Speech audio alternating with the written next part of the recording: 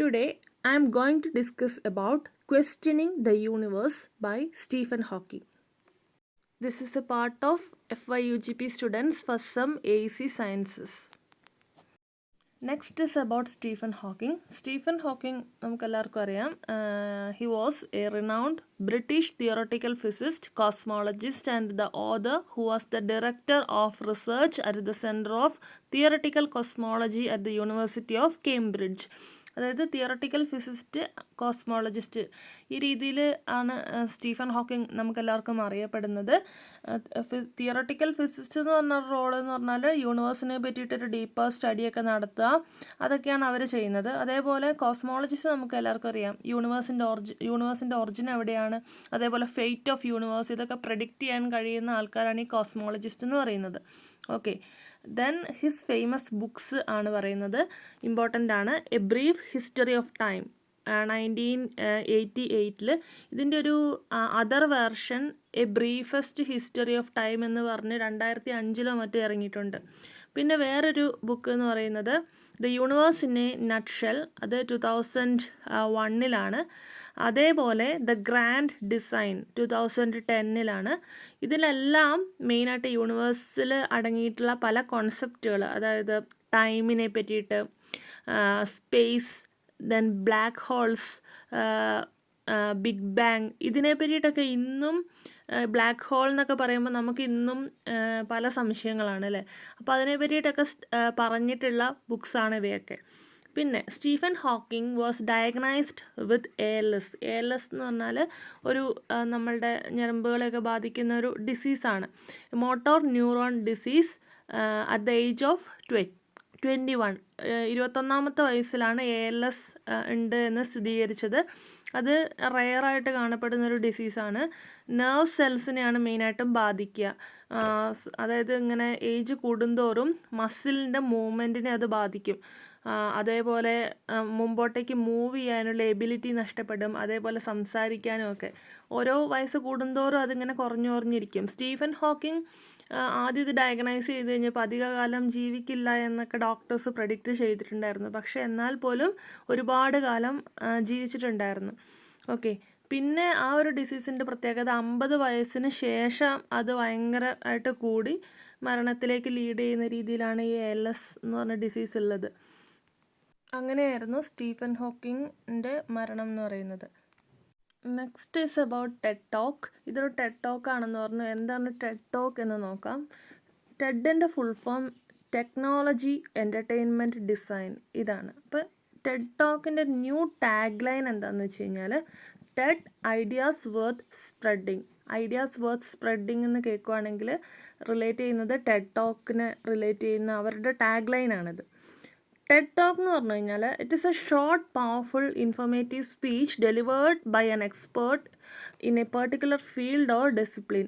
അതായത് ഒരു 20 to 25 minutes അല്ലെങ്കിൽ 15 to 20 മിനിറ്റ്സ് ഒക്കെ നീണ്ടു നിൽക്കുന്ന ഒരു ഷോർട്ട് ഇൻഫോർമേറ്റീവ് ആയിട്ടുള്ളൊരു സ്പീച്ചാണ്. ഒരു എക്സ്പേർട്ട്, ഏതെങ്കിലും ഒരു ഫീൽഡിലെ എക്സ്പേർട്ടായിരിക്കും ഇത് ലീഡ് ചെയ്യുക. അത് വളരെയധികം ഇൻഫോർമേറ്റീവ് ആയിരിക്കും, എൻഗേജിങ് ആയിരിക്കും. ഒരു തോട്ട് പ്രൊവോക്കിംഗ് വേയിൽ പ്രസൻറ്റ് ചെയ്യുന്ന രീതിയിലായിരിക്കും ടെഡ് ടോക്കുകളൊക്കെ ഉണ്ടാവുക. എല്ലാ വർഷവും ഈ ടെഡ് ടോക്സ്, കോൺഫറൻസസ് അതൊക്കെ ഓഡിയൻസിന് മുമ്പിൽ പ്രസൻറ്റ് ചെയ്യാറുണ്ട്. മെയിനായിട്ട് എക്സ്പേർട്ട് തിങ്കേഴ്സ് അല്ലെങ്കിൽ പ്രസൻറ്റേഴ്സ് ആയിരിക്കും ഉണ്ടാവുക പ്രസൻറ്റ് ചെയ്യാനായിട്ട്, ന്യൂ ഐഡിയാസൊക്കെ ഷെയർ ചെയ്യുന്ന രീതിയിൽ. നമുക്ക് ഓൺലൈനിൽ ഇത് ഫ്രീ ആയിട്ട് അവൈലബിൾ ആണ്. സോ ക്വസ്റ്റ്യനിങ് ദ യൂണിവേഴ്സിനകത്ത് ഒരുപാട് ക്വസ്റ്റ്യൻസ് ഉണ്ട് about the origin of universe, അതേപോലെ പോസിബിലിറ്റി ഓഫ് ഏലിയൻ ലൈഫ്, ഏലിയൻസിൻ്റെ പ്രസൻസ് ഉണ്ടോ, അതേപോലെ അബൌട്ട് ഫ്യൂച്ചർ ഓഫ് ഹ്യൂമാനിറ്റി. അപ്പം ഇതിൽ ആൻസറായിട്ട് വന്നിട്ടുള്ള കുറേ മെയിൻ പോയിൻറ്റ്സ് ഏതിനെ പറ്റിയിട്ടൊക്കെയാണ് പറയുന്നത് എന്നാണ് പറയാൻ പോകുന്നത്. ഒന്ന് അബൌട്ട് ബിഗ് ബാങ് തിയറിയാണ്. രണ്ടാമത്തത് what came before big bang, then big ബാങ്ങിന് മുമ്പ് എന്തായിരുന്നു, അതിനുശേഷം പിന്നെ ഡിസ്കസ് ചെയ്യുന്നത് about the unified theory. Next the probability of life, the search of extra terrestrial life, the future of humanity, then the need for space exploration. ഈ ടൈറ്റിൽസൊക്കെ, ഈ കാര്യങ്ങളൊക്കെയാണ് ഇനി അങ്ങോട്ടേക്ക് ഒരു ഡിസ്കഷനായിട്ട് പോകുന്നത്. ആ സമയത്ത് ഇതിനെപ്പറ്റി ഡീറ്റെയിൽഡായിട്ട് പറഞ്ഞുതരാം. So let's start. ആദ്യമേ തന്നെ ഒരു ക്വസ്റ്റ്യൻ ആയിട്ടാണ് വരുന്നത്. There is nothing bigger or older than universe. The questions I would like to talk about are: 1. Where did we come from? How did the universe come into being? അപ്പോൾ ആദ്യമേ തന്നെ പറയുകയാണ്, നമുക്കെല്ലാവർക്കും അറിയാം ഈ ഒരു പ്രപഞ്ചത്തെക്കാട്ട് വലിയതായിട്ടോ അല്ലെങ്കിൽ ഇതിനെക്കാട്ടും പഴയതായിട്ടോ വേറെ ഒന്നും തന്നെ ഇവിടെ എക്സിസ്റ്റ് ചെയ്യുന്നില്ല. അപ്പോൾ ഞങ്ങൾക്ക് ചോദിക്കാനുള്ളൊരു ചോദ്യം ഇതാണ്: ഒന്ന്, ഞങ്ങളെല്ലാവരും എവിടെ നിന്നാണ് വന്നത്? അതേപോലെ ആദ്യമായിട്ടൊരു മനുഷ്യ ജീവൻ എന്ന് പറയുന്നത് അത് എവിടെ നിന്നായിരിക്കാം വന്നത്? അതേപോലെ എങ്ങനെയാണ് ഈ പ്രപഞ്ചം ഉണ്ടായത്?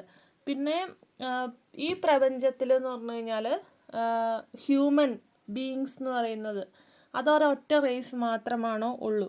അതേപോലെ അന്യഗ്രഹ ജീവികൾ എന്ന് നമ്മളിങ്ങനെ വിശ്വസിക്കുന്നുണ്ട് അല്ലേ, ഈ UFOയിലൊക്കെ അങ്ങനെയുള്ളവരുണ്ടോ? അതേപോലെ ഹ്യൂമാനിറ്റീൻ്റെ ഒരു ഫ്യൂച്ചർ എന്താണ്? ഇതൊക്കെയാണ് ആദ്യമേ കൊടുക്കുന്ന കുറച്ച് ക്വസ്റ്റ്യൻസ് എന്ന് പറയുന്നത്.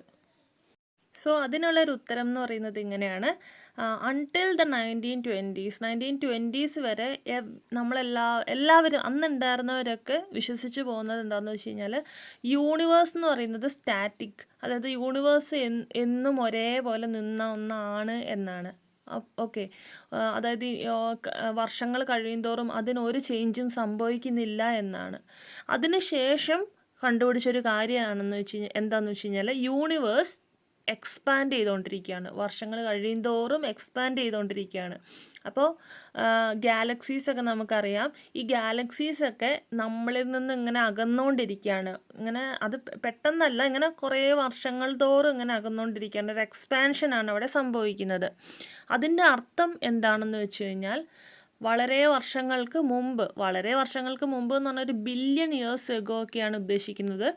എന്താണെന്ന് വെച്ച് കഴിഞ്ഞാൽ ഈ ഗാലക്സീസൊക്കെ വളരെയധികം ക്ലോസ് ആയിട്ടായിരുന്നു ഉണ്ടായിരുന്നത്. ക്ലോസ് എന്ന് പറഞ്ഞു കഴിഞ്ഞാൽ യൂണിവേഴ്സിൻ്റെയൊക്കെ ഒരു ബിഗിനിങ് ഈ ബിഗ് ബാങ് തിയറിയിലൂടെ പറയുന്നത് എന്താണെന്ന് വെച്ച് കഴിഞ്ഞാൽ, ബിഗ് ബാങ് തിയറീനെ പറ്റിയിട്ടാണ് പറയുന്നത്, ഒരു പോയിന്റിൽ നിന്നും ഉത്ഭവിച്ചതാണ്. ഒരു പോയിന്റിൽ നിന്നും എക്സ്പാൻഡ് ചെയ്ത് ആണ് ഈ ഒരു യൂണിവേഴ്സൊക്കെ ഉണ്ടായത് എന്നാണ് പറയുന്നത്. ആ സമയത്താണ് ഈ ബിഗ് ബാങ്, അതായത് തമ്മിൽ കൂട്ടിയിടിച്ച ആ രീതിയിലാണല്ലോ പറയുന്നത്. ഓക്കെ, ബിഗ് ബാങ് തിയറി സംഭവിക്കുന്നു. അപ്പോൾ ഈ ഒരു പോയിന്റിൽ നിന്ന് ഇങ്ങനെ എക്സ്പാൻഷൻ നടന്നിട്ടാണ് ഈ യൂണിവേഴ്സ് ഉണ്ടായിരിക്കുന്നത്. അതിപ്പോഴും എക്സ്പാൻഡ് ചെയ്തുകൊണ്ടിരിക്കുകയാണ് എന്നാണ് പറയുന്നത്. ഒരു 15 ബില്യൺസ് എഗോ ആണ് ഇതെല്ലാം വളരെയധികം ഒരു ക്ലോസ് പോയിന്റിലായിരുന്നു എന്നുള്ള രീതിയിൽ വിശ്വസിക്കുന്നു. ഓക്കെ, അപ്പോൾ അങ്ങനെയാണ് ആ ഒരു ബിഗ് ബാങ് സംഭവിച്ചതിൻ്റെ ഭാഗമായിട്ടാണ് ഈ യൂണിവേഴ്സ് ഉണ്ടായതും അതിൻ്റെ ഭാഗമായിട്ടുള്ള ഈ എർത്ത്, പല അതർ സ്റ്റാർസ്, അതേപോലെ പാർട്ടിക്കിൾസ്, ആറ്റം, അതെല്ലാം ഉണ്ടായത് ഈ ഒരു ഗാലക്സി അതിൻ്റെ ഒരു എക്സ്പാൻഷനിലൂടെയാണ് എന്നാണ് പറയുന്നത്. അങ്ങനെ യൂണിവേഴ്സ് എക്സ്പാൻഡ് ചെയ്യുന്ന സമയത്ത് ഇലക്ട്രോണും പ്രോട്ടോൺസ് അതൊക്കെ കമ്പൈൽ ചെയ്ത് അങ്ങനെയാണ് ഫസ്റ്റ് ലൈറ്റ് ഉത്ഭവം. അങ്ങനെയാണ് ഈ ഒരു തിയറി ഫസ്റ്റ് ക്വസ്റ്റ്യൻ്റെ ആൻസറായിട്ട് ഇവിടെ ഒരു ഡിസ്കഷനിൽ വരുന്നത്.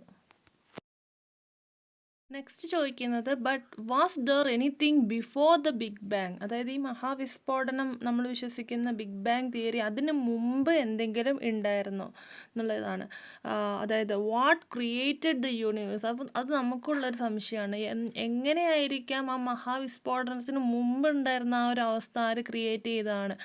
Y did the universe emerge from big bang the way it did? അപ്പോൾ എന്തെങ്കിലും ഒരു ആക്ഷൻ അവിടെ നടന്നിട്ടുണ്ടാവുമല്ലോ. അപ്പോൾ അതൊക്കെ എന്താണ് എന്നുള്ള രീതിയിൽ V used to think that the theory of universe could be divided into two parts. First, there were the laws like Maxwell's equations and the general relativity that determined the evolution of the universe. അതെ, നമുക്ക് big bang theory നമ്മൾ വിശ്വസിക്കുന്നു. അപ്പോൾ അതേപോലെ തന്നെ നമ്മൾ വിശ്വസിക്കുന്ന ഒന്നാണ് റിലേറ്റിവിറ്റി തിയറി എന്ന് പറയുന്നത് അല്ലേ. അപ്പോൾ ഈ യൂണിവേഴ്സിൻ്റെ തിയറി ഒക്കെ നമ്മളുടെ ഒരു വിശ്വാസപ്രകാരം മെയിനായിട്ടും മാക്സ്വെല്ലിൻ്റെ ഇക്വേഷനും അതേപോലെ ജനറൽ റിലേറ്റിവിറ്റി തിയറി, അതായത് ബിഗ് ബാങ് തിയറിയൊക്കെ വരുന്നത് ഈ റിലേറ്റിവിറ്റീൻ്റെ ഒക്കെ ഒരു സൈഡിൽ അതാണ് ജനറൽ റിലേറ്റിവിറ്റിയിൽ വരുന്നതാണ് ഈ ബിഗ് ബാങ് തിയറി. അത് ഞാൻ പറഞ്ഞുതരാം. ആദ്യമേ തന്നെ മാക്സ്വെല്ലിൻ്റെ ഇക്വേഷൻ നോക്കാം. അപ്പോൾ മാക്സ്വെല്ലിൻ്റെ ഇക്വേഷൻസ് നോക്കുവാണെങ്കിൽ മെയിനായിട്ടും ഡയറക്റ്റായിട്ട് അഡ്രസ്സ് ചെയ്യുന്നില്ല എങ്ങനെയാണ് യൂണിവേഴ്സ് ഉണ്ടായതെന്ന്. പക്ഷേ ഏകദേശം നമ്മുടെ യൂണിവേഴ്സിൻ്റെ ബിഹേവിയറും ഒക്കെ അതിലൂടെ പറയുന്നു. ഇലക്ട്രോ മാഗ്നറ്റിക് ഫീൽഡ്, അതായത് ഇലക്ട്രോ മാഗ്നറ്റിക് റേഡിയേഷൻ വേവ്സ്, അതിൻ്റെയൊക്കെ ഒരു പ്രസൻസ് ഇവിടെ ഉണ്ടായിരുന്നു. അതൊരു ക്രൂഷ്യൽ റോള് വഹിക്കുന്നുണ്ട് ഈ ചേഞ്ചസ് ഒക്കെ യൂണിവേഴ്സിൽ സംഭവിക്കാൻ. രണ്ടാമതായിട്ട് ഇതിനകത്ത് മാക്സ്വെല്ല് പ്ലാസ്മ, അതായത് അയണൈസ്ഡ് ഗ്യാസിൻ്റെ പ്രസൻസ് നമ്മുടെ യൂണിവേഴ്സിലുള്ളതായിട്ട് പറയുന്നുണ്ട്. ഓക്കെ, അപ്പോൾ ഇതൊക്കെ ഒരു കാരണമായിരിക്കാമെന്ന് മാത്രമാണ് നമുക്ക് പറയാൻ പറ്റുള്ളൂ. എന്നാലും അതിൻ്റെ ഒരു എങ്ങനെയാണ് ആദ്യമേ ഉണ്ടായിരുന്ന ഈ യൂണിവേഴ്സിൻ്റെ മുമ്പ്, അതായത് ബിഗ് ബാങ്ങിന് മുമ്പ് ഉണ്ടായിരുന്നത് എങ്ങനെയാണ് ഇവിടെ ഉണ്ടായതെന്ന് നമുക്ക് ഇതുവരെ കണ്ടുപിടിക്കാനായിട്ട് പറ്റിയിട്ടില്ല. പിന്നെ നമ്മൾ നോക്കുവാണെങ്കിൽ ജനറൽ റിലേറ്റിവിറ്റി തിയറി, അത് നോക്കുവാണെങ്കിൽ ആൽബർട്ട് ഐൻസ്റ്റൈൻ്റെ തിയറി നോക്കുവാണെങ്കിൽ, അപ്പോൾ അതൊരു ബിഗ് ബാങ് തിയറീൻ്റെ ഒരു കോണ്ടെക്സ്റ്റിലാണ് നമുക്ക് പറയാനായിട്ട് പറ്റുള്ളൂ. ഓക്കെ, അപ്പോൾ ജനറൽ റിലേറ്റിവിറ്റി തിയറിയും എന്താണ് പറയുന്നത്, ഈ എക്സ്പാൻഷനെ പറ്റിയിട്ടൊക്കെയാണ് അല്ലേ. അതായത് യൂണിവേഴ്സിൻ്റെ ഒരു ഒറിജിൻ എന്ന് പറയുന്നത് ഏതോ ഒരു സിംഗിൾ ഹോട്ട് പോയിന്റിൽ നിന്ന് ഇങ്ങനെ എക്സ്പാൻഡ് ചെയ്ത് വന്നതാണ് എന്നുള്ള രീതിയിൽ. ഇവിടെയും ജനറൽ റിലേറ്റിവിറ്റിയും എന്ത് പറയുന്നില്ല, യൂണിവേഴ്സിൻ്റെ ഒരു ഇനീഷ്യൽ, അതായത് ഒറിജിൻ എങ്ങനെയാണ്, ഇനീഷ്യൽ ഒറിജിൻ എങ്ങനെയാണ് എന്ന് നമുക്ക് അഡ്രസ്സ് ചെയ്യുന്നില്ല. പക്ഷേ അവിടെയും കുറേ പ്രഡിക്ഷൻസ് ആണ് ഇങ്ങനെ ആയിരിക്കാം സംഭവിച്ചത് എന്നൊക്കെ ഉള്ളത്. പിന്നെ നെക്സ്റ്റ് ഓപ്ഷൻ എന്ന് പറയുന്നത് ഇതിനെ പറ്റിയിട്ടൊരു ക്വസ്റ്റ്യൻ ഇല്ലാതിരിക്കുക, ഇനീഷ്യൽ സ്റ്റേറ്റ് ഓഫ് യൂണിവേഴ്സ്, അതിനെപ്പറ്റിയൊരു ചിന്തിക്കാതിരിക്കുക എന്നുള്ള രീതിയിലാണ്. വേറൊരു സൈഡ് നോക്കുകയാണെങ്കിൽ ഈ രണ്ട് തിയറീസാണ് നമുക്ക് ഏകദേശം ഒരു ധാരണയിലെത്താനായിട്ട് ഹെൽപ്പ് ചെയ്യുന്നത്. Next, we have made good progress on the first part and now have the knowledge of the laws of evolution in all but the most extreme conditions. ഇപ്പോൾ ഇവിടെ പറയുകയാണ് ലോസ് ഓഫ് എവല്യൂഷൻ, അതായത് അതിനെ പറ്റിയിട്ടൊരു വ്യക്തമായിട്ടുള്ള ധാരണ ഏകദേശം വന്നിട്ടുണ്ട്. അതേപോലെ ഫസ്റ്റ് പാർട്ടിൽ ഡിസ്കസ് ചെയ്ത ബിഗ് ബാങ് തിയറി, അതിനെ പറ്റിയും ക്ലിയർ ആയിട്ടുണ്ട്. But until recently we have had A little idea about the initial conditions of the universe. പക്ഷേ ബിഗ് ബാങ് തിയറിക്ക് മുമ്പും ഇവിടെ ഈ യൂണിവേഴ്സിന് മുമ്പ് ഇവിടെ എന്തോ ഒരു സംഭവം എക്സിസ്റ്റ് ചെയ്തിട്ടുണ്ടായിരുന്നു അല്ലേ, യൂണിവേഴ്സ് പോലെ സിമിലർ ആയിട്ടുള്ളത്. ഓക്കെ, അപ്പോൾ അതിൻ്റെ ഒരു ഉത്ഭവം എന്താണ്, ഈ ബിഗ് ബാങ് തിയറിക്ക് മുമ്പ് ഇവിടെ ഉണ്ടായിരുന്ന ഒരു അവസ്ഥ, അതിൻ്റെ ഒറിജിൻ എവിടെയാണ് എന്നതിനെ പറ്റിയിട്ടൊരു ധാരണ വന്നിട്ടില്ല എന്നുള്ള രീതിയിൽ പറയുന്നു. ഓക്കെ, അപ്പോൾ അതിനായിട്ട് പറയുന്നത് however this division into laws of evolution and the initial conditions, അതായത് ലോസ് ഓഫ് എവല്യൂഷനെ പറ്റിയിട്ട് അത് നമുക്കറിയാം, സയൻറ്റിഫിക് പ്രിൻസിപ്പിൾ, അതായത് നമ്മളുടെ സ്പീഷീസിന് വന്ന ചേഞ്ചസിനെ പറ്റിയിട്ടൊക്കെയുള്ള കുറേ പ്രിൻസിപ്പിൾസാണ് അതിനകത്തുള്ളത്. all living organisms share a common ancestor and evolved over time through modification of the existing trait എന്നൊക്കെ ഡാർവിൻ്റെ ഒറിജിൻ ഓഫ് സ്പീഷീസിൽ പറയുന്ന കുറേ കാര്യങ്ങളുണ്ടല്ലോ. അപ്പോൾ ഏതോ ഒരു കോമൺ ആൻസിസ്റ്ററിൽ നിന്ന് മോഡിഫിക്കേഷൻ വന്നതാണ് ഹ്യൂമൻ ബീങ്സ് എന്നുള്ള രീതിയിലൊക്കെ. അപ്പോൾ ഏകദേശം ആ ഒരു തിയറി കുറച്ചും കൂടെ ക്ലിയർ ആണ്. പക്ഷേ ഈ ഇനീഷ്യൽ കണ്ടീഷൻ, ഈ ബിഗ് ബാങ് തിയറിക്കൊക്കെ മുമ്പ് എങ്ങനെയായിരുന്നോ അതിനെ പറ്റിയിട്ടൊക്കെ ഒരു ക്ലിയർ ആവുന്നില്ല എന്നുള്ള രീതിയിലാണ് ഇവിടെ പറയുന്നത്. അപ്പോൾ അതിനെപ്പറ്റി പറയുന്നത് എന്താണെന്ന് വെച്ച് കഴിഞ്ഞാൽ ടൈമും സ്പേസും രണ്ടിൻ്റെയും രണ്ടാണ്. അതായത് രണ്ടിനും ടൈം ആൻഡ് സ്പേസ് നല്ല റോള് അവിടെ വഹിക്കുന്നുണ്ട്. കാലക്രമേണ സംഭവിക്കുന്നതാണ് ഇതൊക്കെ അല്ലേ. പക്ഷേ ഇതിന് രണ്ടും രണ്ട് രീതിയിലാണ് നമുക്ക് എടുക്കാനായിട്ട് സാധിക്കുള്ളൂ എന്നാണ് പറയുന്നത്. Under extreme conditions the general relativity and quantum theory allow time to behave like another dimension of space. അപ്പോൾ നമ്മൾ ജനറൽ റിലേറ്റിവിറ്റി തിയറിയും ക്വാണ്ടം തിയറിയും ഒക്കെ ക്ലോസ് ആയിട്ട് നോക്കുവാണെങ്കിൽ ഈ ഒരു ഇതിന് അധികം റോള് ടൈം ആൻഡ് സ്പേസ് തമ്മിലുള്ള ഒരു ഗ്യാപ്പ് അധികം ഉണ്ടാവുന്നതായിട്ട് നമുക്ക് അവിടെ കാണാനായിട്ട് സാധിക്കില്ല. അതാണ് പറയുന്നത് this removes the distinction between time and space. പക്ഷേ നമുക്ക് ഒന്ന് കൺക്ലൂഡ് ചെയ്യാമെന്ന് വെച്ച് കഴിഞ്ഞാൽ ഇങ്ങനെയാണ് നമുക്ക് പറയാനായിട്ട് സാധിക്കുന്നത്. എന്താണെന്ന് വെച്ച് കഴിഞ്ഞാൽ the universe can also spontaneously create it self out of nothing. അതായത് നമുക്ക് ആ തിയറി ഓഫ് ഒറിജിൻ പോലെ തന്നെ അതായത് നമ്മളുടെയൊക്കെ ഒരു ലോസ് ഓഫ് എവല്യൂഷൻ പോലെ തന്നെ റിലേറ്റഡ് ആണ് ഈ യൂണിവേഴ്സും ഒന്നുമില്ലായ്മയിൽ നിന്ന് പെട്ടെന്ന് അതായത് സ്പോണ്ടേനിയസ് ആയിട്ട് മുളച്ചു വന്ന പോലെയാണ് ഈ യൂണിവേഴ്സിൻ്റെ ഒറിജിൻ എന്നും നമുക്ക് വേണമെങ്കിൽ പറയാം എന്നാണ് അവിടെ പറയുന്നത്. Moreover, we can calculate the probability that universe was created in different states. അതായത് നമുക്ക് പ്രഡിക്റ്റ് ചെയ്യാൻ പറ്റുന്ന ഒരു കാര്യം എന്താണെന്ന് വെച്ച് കഴിഞ്ഞാൽ യൂണിവേഴ്സ് അത് ഇന്ന് എക്സിസ്റ്റ് ആയിട്ടുള്ളത് ഡിഫറെൻറ്റ് സ്റ്റേറ്റിൽ വരുന്ന മോഡിഫിക്കേഷൻ കാരണമാണ് ഇന്ന് ഇങ്ങനെ നിൽക്കുന്നതെന്ന് നമുക്ക് വിശ്വസിച്ചേ പറ്റൂ. These predictions are in excellent agreement with the observations by the WMAP satellite of the cosmic microwave background. WMAP എന്ന് പറയുന്നത് Wilkinson microwave anisotropy probe. Okay, അതൊരു നാസ എക്സ്പ്ലോറർ മിഷനാണ്. 2001 ഇൻവെൻറ്റ് ചെയ്തതാണ്. അതിൻ്റെ ഒരു ഉദ്ദേശം എന്ന് പറയുന്നത് in order to measure the oldest light in the യൂണിവേഴ്സിൽ മുമ്പുണ്ടായിരുന്ന കുറേ വസ്തുതകളെ പറ്റി മനസ്സിലാക്കുന്നതിന് വേണ്ടിയിട്ടുള്ള ഒരു സാറ്റലൈറ്റ് മെഷീനാണ് WMAP എന്ന് പറയുന്നത്. അതിൻ്റെ അടിസ്ഥാനത്തിലാണ് കുറേയൊക്കെ നിഗമനത്തിൽ നമ്മൾ എത്തിയിരിക്കുന്നത്. ഓക്കെ, വെരി ഏർലി യൂണിവേഴ്സിനെ പറ്റിയിട്ടൊക്കെ ഏകദേശം ഒരു ധാരണ ഇത് തന്നിട്ടുണ്ട്. We think we have solved the mystery of creation. അതായത് ക്രിയേഷൻ അതിനെ പറ്റിയിട്ടൊക്കെ ഏകദേശം ഒരു ധാരണ ഇപ്പോൾ എല്ലാവർക്കും ഉണ്ട്. May be we should patent the universe and charge every one royalties for the existence. അപ്പോൾ എങ്ങനെയാണെങ്കിലും ഈ യൂണിവേഴ്സിനോട് നമ്മൾ കടപ്പെട്ടിരിക്കുന്നു. ഓക്കെ, യൂണിവേഴ്സ് എന്നുള്ളത് ഒരു തെളിവാണ്. നമ്മളും ഈ യൂണിവേഴ്സും ഏകദേശം എങ്ങനെയൊക്കെയോ റിലേറ്റഡ് ആണ്, രണ്ടിൻ്റെയും ഒറിജിൻ. പക്ഷേ എങ്ങനെയാണ് എന്നത് ഇനിയും കുറേ നിഗമനത്തിലെത്തേണ്ടതായിട്ടുണ്ട് എന്നാണ് പറയുന്നത്. I now turn to the second big question, are we alone? അടുത്ത ക്വസ്റ്റ്യൻ എന്ന് പറഞ്ഞു കഴിഞ്ഞാൽ ഹ്യൂമൻ ബീങ്സ് എന്ന് പറയുന്നത് എലോൺ, ഈ എർത്തിൽ നമ്മളുണ്ടല്ലോ, അപ്പോൾ നമ്മൾ മാത്രമാണോ ഉള്ളൂ? Or is there any other life in the universe? അതായത് ഈ യൂണിവേഴ്സിൽ മറ്റ് ഗ്രഹങ്ങളുണ്ട്, അവിടെ ഏലിയൻസ് ഉണ്ടോ? വേറെ ഇതേപോലത്തെ ഹ്യൂമൻ ബീങ്സിനെ പോലെ ആരെങ്കിലും എക്സിസ്റ്റ് ചെയ്യുന്നുണ്ടോ? സോ അതിൻ്റെ ഒരു ആൻസർ എന്ന് പറയുന്നത് യെസ് എന്ന് തന്നെയാണ്. We believe that life arose spontaneously on earth, so it must be possible for the life to appear on suitable planets. നമ്മളുടെ എർത്തിൽ ഇതിൻ്റെ ഒരു ഒറിജിൻ എന്ന് പറയുന്നത് സ്പോണ്ടേനിയസ്ലി വന്നതാണ്.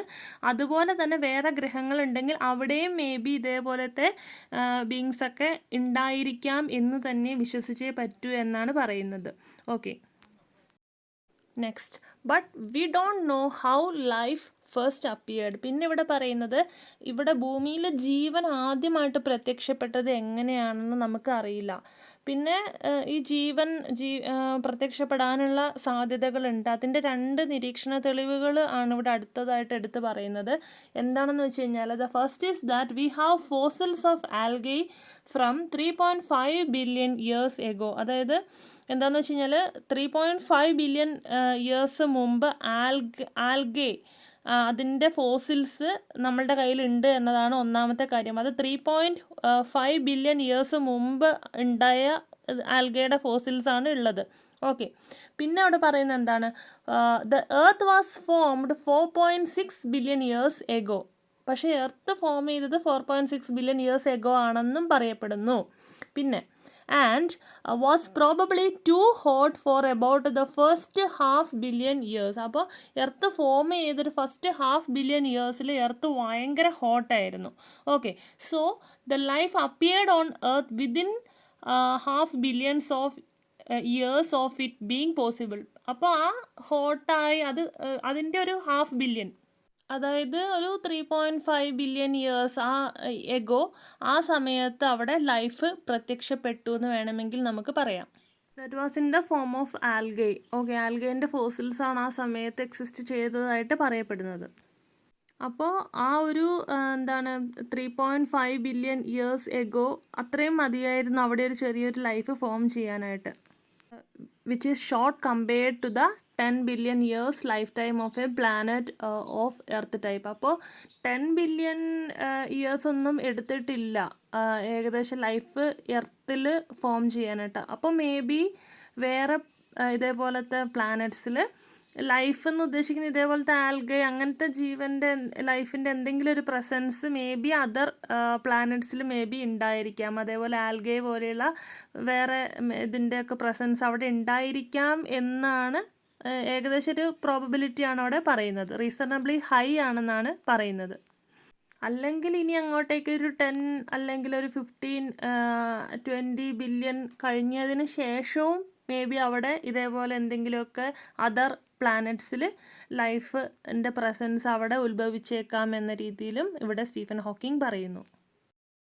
Next, on the other hand we don't seem to have been visited by aliens. Next ഏലിയൻസിനെ പറ്റിയിട്ടാണ് പറയുന്നത്.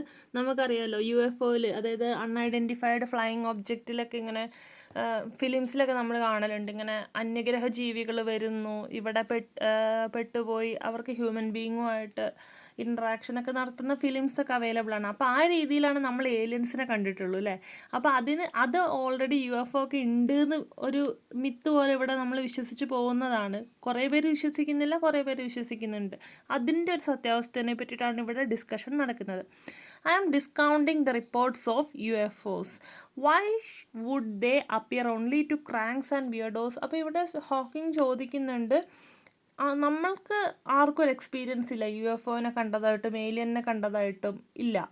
അപ്പോൾ ചില ആൾക്കാർക്ക്, ചില വിചിത്രമായിട്ടുള്ള ചിന്താഗതിക്കാർ, അവർക്ക് ക്രാങ്ക്സ്, വിയർഡോസ്, അവർക്ക് മാത്രം എങ്ങനെയാണ് ഇവർ പ്രത്യക്ഷപ്പെടുന്നത്, അവർ മാത്രം എന്ത് കണ്ടു എന്ന് പറയുന്നത് എന്നാണ് ചോദിക്കുന്നത്. ഓക്കെ, പിന്നെ if there is a government conspiracy to suppress the reports and keep for itself the scientific knowledge the aliens bring, it seems to have been singularity ineffective policy so far. പിന്നെ പറയുന്നത് ഗവൺമെൻറ്റിന് ഒരു group ഉണ്ടായിരിക്കാം ഇതിനെ പറ്റിയിട്ടൊക്കെയുള്ള കാര്യങ്ങളൊക്കെ keep ചെയ്യാനും ഏലിയൻസിൻ്റെ പറ്റിയിട്ടുള്ള knowledge അത് സപ്രസ് ആക്കി വെച്ചിരിക്കുകയാണ്, അതിനെപ്പറ്റി അധികം ഒന്നും വെളിപ്പെടുത്തുന്നില്ല. അങ്ങനെ സപ്രസ്സാക്കി വെച്ചിട്ടുണ്ടെങ്കിൽ അത് ഒരു ഗവൺമെൻറ്റിൻ്റെ തന്നെ ഒരു ഇന്നെഫക്റ്റീവായിട്ടുള്ള ഒരു പോളിസി ആയിട്ടേ കണക്കാക്കാൻ പറ്റുള്ളൂ. പിന്നെ നമുക്കറിയാം സേതി പ്രൊജക്റ്റ്, SCTI, സേതി എന്ന് പറഞ്ഞാൽ the search for extra terrestrial intelligence, ഇതേപോലത്തെയുള്ള UFOൻ്റെ ഒക്കെ പ്രസൻസിനെ പറ്റി അതൊക്കെ ഉണ്ടോ അതൊക്കെ ഐഡൻറ്റിഫൈ ചെയ്യാനുള്ളൊരു പ്രൊജക്റ്റാണ് അല്ലേ. അത് they are looking for the science for, അതായത് എന്തെങ്കിലും ഒരു സയൻസ് ആകാശങ്ങളിലൊക്കെ തെളിയുന്നുണ്ടോ, ഔട്ട്സൈഡ് ലൈഫിൻ്റെ എന്തെങ്കിലും ഒരു പ്രസൻസ് UFO പോലെയുള്ള കാര്യങ്ങളൊക്കെ ആകാശത്ത് തെളിയുന്നുണ്ട്, അതിനെ പറ്റിയിട്ടൊക്കെയാണ് ഇവർ ഒരു പ്രൊജക്റ്റായിട്ട് നടത്തുന്നത്. അപ്പോൾ അതിൻ്റെ ഒന്നും അവരൊന്നും കീപ്പ് ചെയ്യുന്ന റെക്കോർഡ്സ് ഒന്നും അധികം ആൾക്കാരുടെ മുമ്പിൽ വെളിപ്പെടുത്തിയിട്ടില്ല. ഒരു സൈലൻറ്റ് രീതിയിലാണ് അത് മുമ്പോട്ടേക്ക് പോകുന്നത്. അതുകൊണ്ട് തന്നെ ഒരുപാട് കൺഫ്യൂഷൻസ് ഇന്ന് നിലനിൽക്കുന്നുണ്ട്. പിന്നെ പറയുന്നത് we haven't heard any alien television quiz shows. This probably indicates that there are no alien civilization at our stage of development. അതുകൊണ്ട് തന്നെ ഹോക്കിംഗ് ഇതിൽ വിശ്വസിക്കുന്നില്ല, ഇങ്ങനെ ഏലിയൻസ് വേറെ ഗ്രഹത്തിൽ UFOയിൽ ഇങ്ങനെ വന്ന് നമ്മളെയൊക്കെ വിസിറ്റ് ചെയ്യുന്നതായിട്ടും അതേപോലെ ഇവിടെ നിന്നുള്ള ആൾക്കാർ അങ്ങോട്ടേക്ക് ഇങ്ങനെ തട്ടിക്കൊണ്ടു പോകുന്ന അങ്ങനെയല്ല, തട്ടിക്കൊണ്ടു പോകുന്നല്ല, അതേപോലെ ഫിലിംസിലൊക്കെ ഇങ്ങനെ ചെയ്യുന്നുണ്ട്, അത് പ്രസൻറ്റ് ചെയ്യുന്നത് നമുക്ക് കാണാം അല്ലേ. അതായത് അവരിവിടെ പെട്ടുപോകുന്നതും അതേപോലെ ഹ്യൂമൻ ബീങ്സുമായിട്ട് കമ്മ്യൂണിക്കേറ്റ് ചെയ്യുന്നതും അത് അത്രയും വിശ്വസിക്കാനായിട്ട് പറ്റുന്നില്ല എന്ന് തന്നെയാണ് ഇവിടെ പറയുന്നത്. ഓക്കെ, പിന്നെന്താ പറയുന്നത്, പിന്നെ ഒരു കോമിക്കായിട്ട് ഇവിടെ പറയുന്നതാണോ എന്നറിയില്ല. Issuing an insurance policy against the abduction by alien seems a pretty safe bet. അതായത് ഇതേപോലെ ഏലിയൻസൊക്കെ വന്ന് ഹ്യൂമൻ ബീങ്സിനെയൊക്കെ കൊണ്ടുപോകുകയാണെങ്കിൽ അങ്ങനെ കൊണ്ടുപോകുന്നവരുടെ ഇതിന് വേണ്ടിയിട്ടൊരു ഇൻഷുറൻസ് പോളിസി കീപ്പ് ചെയ്യുന്നതും ഒരു സേഫ് ആയിട്ടുള്ളൊരു കാര്യമായിരിക്കും എന്നിവിടെ സജസ്റ്റ് ചെയ്യുന്നു. This brings me to the last of the big questions, the future of human race. അവസാനമായിട്ട് ഇവിടെ ഡിസ്കസ് ചെയ്യാനുള്ള ഒരു ക്വസ്റ്റ്യൻ എന്ന് പറയുന്നത് about the future of human race ആണ്. അതിനെപ്പറ്റി പറയുന്നത് എന്താണെന്ന് വെച്ച് കഴിഞ്ഞാൽ, if we are the only intelligent beings in the galaxy we should make sure we survive and continue. അതായത് ഈ ഒരു ഗാലക്സിയിൽ ഉള്ളൊരു ബുദ്ധിജീവികളിൽ നിന്ന് വിശ്വസിക്കുന്നത് ഹ്യൂമൻ ബീങ്സായ നമ്മളാണെന്ന് നമ്മൾ വിശ്വസിക്കുന്നുണ്ടെങ്കിൽ നമ്മളെല്ലാത്തിനെയും അതിജീവിക്കും, നമ്മളുടെ ഒരു റേസ് എന്ന് പറയുന്നത് കണ്ടിന്യൂ ചെയ്യുന്ന നമ്മൾ ഉറപ്പ് ആണെന്നാണ് പറയുന്നത്. But we are entering an increasingly dangerous period of our history. പക്ഷേ വേറൊരു സൈഡിൽ ഒരു ഡേഞ്ചറസ് വശം കൂടിയുണ്ട്. Our population and our use of finite resources of planet earth are growing exponentially. അതായത് എന്താണെന്ന് വെച്ച് കഴിഞ്ഞാൽ നമ്മളുടെ എർത്തിൽ അവൈലബിൾ ആയിട്ടുള്ള റിസോഴ്സസ് ഉണ്ട്, അത് ഫ്യൂച്ചർ ജനറേഷനും കൂടി ഉള്ളതാണ് അല്ലേ. അപ്പോൾ അതിൻ്റെ ഒരു യൂട്ടിലൈസേഷൻ എന്ന് പറയുന്നത് ഇന്ന് അതിൻ്റെ അറ്റ്മോസ്റ്റ് മാക്സിമത്തിലാണ് പോകുന്നത്. അതായത് നമ്മൾ ഫ്യൂച്ചർ ജനറേഷന് കിട്ടാത്ത രീതിയിൽ എക്സ്പ്ലോയിറ്റ് ചെയ്യുന്ന രീതിയിലാണ് നമ്മളുടെ ഉപയോഗം എന്നാണ് പറയുന്നത്. ഓക്കെ, അതിൻ്റെ ഒരു റീസൺ എന്ന് പറയുന്നത് ടെക്നോളജീൻ്റെ അഡ്വാൻസ്മെൻറ്റ് കാരണമായിരിക്കാം. മൈനിങ് നന്നായിട്ട് നടക്കുന്നുണ്ട് ഇന്ന്. മൈനിങ്ങിനൊക്കെ ഒരുപാട് ഉപകരണങ്ങളും കാര്യങ്ങളും ഉണ്ട്. അതേപോലെ അണ്ടർഗ്രൗണ്ടിലുള്ള പല ഇതേപോലത്തെ റിസോഴ്സുകളും എക്സ്പ്ലോയിറ്റ് ചെയ്യുന്നു അല്ലേ. ഓയിൽ റിഫൈനറീസ്, അതേപോലത്തെ ഓയിൽ, ഇതൊക്കെ നമ്മളുടെ ഒരു ഹ്യൂമൻ ബീയിങ് നമ്മളുടെ ഒരു എക്സിസ്റ്റൻസിൻ്റെ അപ്പുറത്ത് ഒരു മെറ്റീരിയലിസ്റ്റിക് അപ്രോച്ചോടുകൂടി കൂടിയിട്ട് ഇന്ന് എക്സ്പ്ലോയിറ്റ് ചെയ്യുന്നതായിട്ട് കാണപ്പെടുന്നുണ്ട്. ടെക്നോളജിക്കൽ അഡ്വാൻസ്മെൻറ്റുകളൊക്കെ നല്ലതാണ്, അത് രണ്ടിനും ഉപയോഗിക്കാം. ഗുഡ്നെസ്സിലേക്കും ഉപയോഗിക്കാം, അതായത് ദോഷ കാര്യങ്ങൾ ചെയ്യുന്നതിന് വേണ്ടിയിട്ട് ഉപയോഗിക്കാം. അപ്പോൾ ഇന്ന് അതായത് നല്ലതിന് വേണ്ടി മാത്രമാണോ ഈ ടെക്നോളജി അത് കൂടുതലും യൂസ് ചെയ്യുന്നത് എന്നൊന്ന് ചിന്തിച്ചേ മതിയാവൂ എന്നാണ് പറയുന്നത്. ഹ്യൂമൻ ബീയിങ്സിൻ്റെ ഒരു ജനറ്റിക് കോഡിൻ്റെ ഒരു പ്രത്യേകത സെൽഫിഷ് ആൻഡ് അഗ്രസീവ് ഇൻസ്റ്റിങ്ക്റ്റ്, അത് ഇന്ന് ആഴത്തിൽ നമ്മളുടെ ഈ ഒരു എർത്തിനെയും, അതായത് നമ്മളുടെ ഒരു മെറ്റീരിയലിസ്റ്റിക് ആയിട്ടുള്ള ഒരു അപ്രോച്ച് നമ്മൾ എക്സിസ്റ്റ് ചെയ്യുന്ന എർത്തിനെ ദോഷകരമായിട്ട് പല രീതിയിലും ബാധിക്കുന്നുണ്ട്. അത് നമ്മളുടെ ഒരു ഹ്യൂമൻ റേസിൻ്റെ ഭാവിക്ക് വളരെയധികം ദോഷം ചെയ്തേക്കാം എന്നാണ് പറയുന്നത്. It will be difficult to avoid disaster in the next 100 years. അതായത് ഇനി അങ്ങോട്ടേക്കുള്ള കമ്മിങ് ഇയേഴ്സിലൊക്കെ ബിഗ് ഡിസാസ്റ്റേഴ്സ് അപ്കമ്മിങ് ആണ്. പ്രതീക്ഷിക്കാത്ത രീതിയിൽ അതായത് ഈ ഭൂമിയിൽ പല ഡിസാസ്റ്റേഴ്സും മേ ബി സംഭവിച്ചേക്കാം. അത് നമ്മൾ പ്രതീക്ഷിക്കുന്നതിലൊക്കെ അപ്പുറത്താണ് എന്നുള്ള രീതിയിൽ സ്റ്റീഫൻ ഹോക്കിംഗ് ഇവിടെ ഒരു വാർണിംഗ് പോലെയാണ് പറയുന്നത്. Okay, next. Our only chance of long-term survival is not to remain inward-looking on planet Earth, but to spread out into space. അപ്പോൾ ഇവിടെ പറയുകയാണ് നമ്മളുടെ ഒരു ദീർഘകാല നിലനിൽപ്പിന് നമ്മൾക്ക് ഈ ഭൂമിയിൽ ഇങ്ങനെ നിലനിൽക്കുകയാണെങ്കിൽ നമ്മൾ ഭൂമിയുടെ ഉള്ളിലേക്ക് ഇങ്ങനെ ആഴത്തിൽ നോക്കുകയല്ല വേണ്ടത്, മറിച്ച് നമ്മളുടെ ഒരു ചിന്ത, നമ്മളുടെ ഒരു ശ്രദ്ധ എന്ന് പറയുന്നത് ബഹിരാകാശത്തേക്കൊക്കെ വ്യാപിക്കുക എന്നതാണ് നമുക്ക് ചെയ്യാൻ പറ്റുന്ന ഒരു കാര്യം എന്ന് പറയുന്നത്. Okay, the answers to these big questions show that we have made remarkable progress in the last 100 years. അത് ലാസ്റ്റ് 100 years നമ്മൾ നോക്കുകയാണെങ്കിൽ നമ്മൾ ഇതേപോലെയുള്ള കുറേ ബിഗ് ക്വസ്റ്റ്യൻസ് ചോദിച്ചാൽ അതിനൊക്കെ കുറേയൊക്കെ ആൻസേഴ്സ് നമ്മൾ ഒരു തെളിവുകൾ സഹിതം നമ്മൾ കണ്ടുപിടിച്ചിട്ടുണ്ട് എന്ന് തന്നെ നമുക്ക് പറയാം. ഒരുപാട് പ്രോഗ്രസ്സിലാണ് നമ്മൾ ഈ ഒരു ഫീൽഡിൽ ഉള്ളത്. But if we want to continue beyond the next 100 years, ഇനി അങ്ങോട്ടേക്ക് വരുന്നൊരു 100 years കഴിഞ്ഞ് നമ്മളിങ്ങനെ ബാക്കിലേക്ക് ചിന്തിക്കുമ്പോൾ നമ്മൾ കൂടുതലും ശ്രദ്ധ കൊടുക്കേണ്ടത് ഒരു സ്പേസ് റിലേറ്റഡിലാണ് എന്നാണ് പറയുന്നത്. That is why I am in favour of man, or should I say personed space flight. അതുകൊണ്ട് തന്നെ ഹ്യൂമൻസിനോട് എല്ലാവരോടും പറയുന്നത് എന്താണ് പറയുന്നതെന്ന് വെച്ച് കഴിഞ്ഞാൽ ബഹിരാകാശത്തേക്ക് പറക്കുക, അവിടത്തേക്ക് ശ്രദ്ധ കേന്ദ്രീകരിക്കുക, അതിനുള്ള കാര്യങ്ങളൊക്കെ ചെയ്യുക എന്നതാണ്. പിന്നെ സ്റ്റീഫൻ ഹോക്കിംഗ് പറയാണ് എൻ്റെ ഈ ഒരു അവസ്ഥയിൽ താൻ ഹാപ്പിയാണ്, എന്നാലും all of my life I have sought to understand the universe. എൻ്റെ ലൈഫിൻ്റെ ഒരു ഭൂരിഭാഗം ഞാൻ യൂണിവേഴ്സിനെ പറ്റി പഠിക്കാനാണ് ശ്രമിച്ചത്. ആ യൂണിവേഴ്സിലുള്ള പല ക്വസ്റ്റ്യൻസ് എനിക്ക് എന്നിൽ ചിന്തിപ്പിച്ച കുറേ ക്വസ്റ്റ്യൻസ്, അതിനുള്ള ആൻസേഴ്സൊക്കെ കണ്ടുപിടിക്കുക. I have been very lucky that my disability has not been a serious handicap. അതായത് സ്റ്റീഫൻ ഹോക്കിങ്ങിനെ സംബന്ധിച്ചിടത്തോളം ഒരു ഗുരുതരമായിട്ടുള്ള ഒരു വൈകല്യം തന്നെ ബാധിച്ചിട്ടുണ്ടെന്ന് വിശ്വസിക്കുന്നില്ല. അതിനാൽ തന്നെ ഞാൻ വളരെ ഭാഗ്യവാനാണ് എന്നാണ് സ്റ്റീഫൻ ഹോക്കിംഗ് മരണം വരെ വിശ്വസിച്ചിട്ടുണ്ടായിരുന്നത്. ഓക്കെ, അറിവിനായിട്ടുള്ള, അതായത് എല്ലാവരെക്കാട്ടും മാക്സിമം എൻ്റെ ലൈഫിലെ ഒരു ഭൂരിഭാഗം സമയവും ഞാൻ അറിവ് കിട്ടുന്നതിൻ്റെ അന്വേഷണത്തിലായിരുന്നു. പല ആളുകളുമായിട്ട് എൻ്റെ എക്സ്പീരിയൻസസും പലരോടുമായിട്ട് ഡിസ്കഷൻസൊക്കെ നടത്താനൊക്കെ ആ രീതിയിലായിരുന്നു ഞാൻ എൻ്റെ ഓരോ ഡേയ്സും ഞാൻ മുമ്പോട്ടേക്ക് പോയിക്കൊണ്ടിരുന്നത്. അതുകൊണ്ട് തന്നെ ഞാൻ വളരെയധികം ഹാപ്പിയാണ്. I was in the quest for knowledge എന്നുള്ള രീതിയിലാണ് പറയുന്നത്. Okay, and an ultimate goal എന്ന് പറയുന്നത് ഒരു കംപ്ലീറ്റ് തിയറി ഓഫ് യൂണിവേഴ്സ്, ആ ഒരു തിയറി കംപ്ലീറ്റ് ചെയ്യുക. യൂണിവേഴ്സിനെ പറ്റിയിട്ടുള്ള ഇന്ന് എക്സിസ്റ്റ് ചെയ്യുന്ന എല്ലാ ക്വസ്റ്റ്യൻസിനൊരു പ്യുവർ ആൻസർ, ഒരു ക്ലിയർ കട്ട് ആൻസറിലേക്ക് എത്തിക്കൊണ്ട് വരിക എന്നതാണ്. അതായത് ഒരു 70-80% അത് അച്ചീവ് ചെയ്തിട്ടുണ്ട്. എന്നാലും ഒരു 20% ഉണ്ട്, അതിലേക്കും നമ്മൾ എന്തായാലും എത്തിപ്പെടും എന്നുള്ള രീതിയിലൂടെ സ്റ്റീഫൻ ഹോക്കിംഗ് ഒരു ഹോപ്പ് തരികയാണ്. And thank you for listening എന്നുള്ള രീതിയിൽ പറഞ്ഞ് ഈ ടെഡ് ടോക്ക് എൻഡ് ചെയ്യാണ്.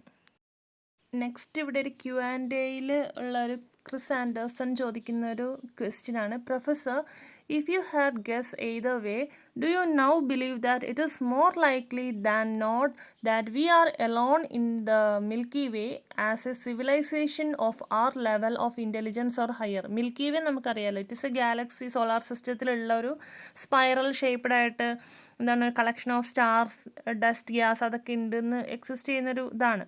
ഓക്കെ, അപ്പോൾ ഇവിടെ ഉള്ളതിൽ വെച്ചിട്ടൊരു സിവിലൈസേഷനായിട്ട് നിലനിൽക്കുന്നത് ഈ എർത്തിലുള്ള ഈ ഒരു റേസാണ്, ഹ്യൂമൻ ബീങ്സ് ആണ് എന്ന് ആണോ, ഇൻ്റലിജൻറ്റ് പവറൊക്കെ ഉള്ള ഒരു ഇതായിട്ട് നമ്മൾ മാത്രമാണ് ഉള്ളൂ എന്നാണോ നിങ്ങൾ വിശ്വസിക്കുന്നതെന്നാണ് ചോദിക്കുന്നത്. അപ്പോൾ അതിൻ്റെ ആൻസറായിട്ട് പറയുന്നത് എന്താണെന്ന് വെച്ച് കഴിഞ്ഞാൽ, I think it's quite likely that we are the only civilization with several hundred light years. അതായത് നൂറുകണക്കിന് വർഷങ്ങൾക്കുള്ളിൽ നടന്നിട്ടുള്ള ഒരു ഏക നാഗരികത എന്ന് പറയുന്നത് നമ്മൾ മാത്രം ആണ് എന്നാണ് വിശ്വസിക്കുന്നത്. അതർ പ്ലാനറ്റ്സിൽ എന്ന് പറഞ്ഞാൽ ചെറിയ ആൽഗെ പോലെയുള്ള ലൈഫ് പ്രസൻസ് ഉണ്ട് എന്ന് വിശ്വസിക്കുന്നു. പക്ഷേ ഒരു സിവിലൈസേഷൻ, ഒരു ഇൻ്റലിജൻറ്റ് പവറൊക്കെ ഉള്ള ഒരു റേസായിട്ട്, ഹ്യൂമൻ ബീങ്സ് ആയിട്ട് നമ്മൾ മാത്രമാണ് എന്നാണ് വിശ്വസിക്കുന്നത്. അതല്ലെങ്കിൽ എന്താണ്, otherwise we would have heard radio waves, radio തരംഗങ്ങൾ നമ്മൾക്ക് കേൾക്കാൻ ഇടയാകുമായിരുന്നു എന്നാണ് പറയുന്നത്. The alternative is that the civilisations doesn't last very long. പിന്നെ നമ്മളെ പേടിപ്പെടുത്തുന്ന ഒരു കാര്യമാണെന്ന് നമുക്കറിയില്ല. ഇങ്ങനെ എന്താ പറയുന്നതെന്ന് വെച്ച് കഴിഞ്ഞാൽ, ഈ നാഗരികത എന്ന് പറയുന്നത് വളരെ കാലം നിലനിൽക്കില്ല, ബട്ട് അത് നശിക്കും എന്ന രീതിയിലാണ് ഇവിടെ പറയുന്നത്. അതായത് അത് സ്വയം നശിച്ചു പോകുന്ന ഒന്നാണ് എന്നാണ് പറയുന്നത്. നെക്സ്റ്റ് ക്രിസ് ആൻഡേഴ്സൺ ഇങ്ങനെ പറയാണ്, professor Hawking, thank you for that answer. ഡിസ്കഷന് സഹകരിച്ചതിന് നന്ദി. We will take it as a salutary warning. I think for the rest of our conference this week, Professor, we really thank you for extraordinary effort you made to share your questions with us today. അങ്ങനെ ഈ ഒരു discussion ഇവിടെ അവസാനിക്കുകയാണ്. Thank you.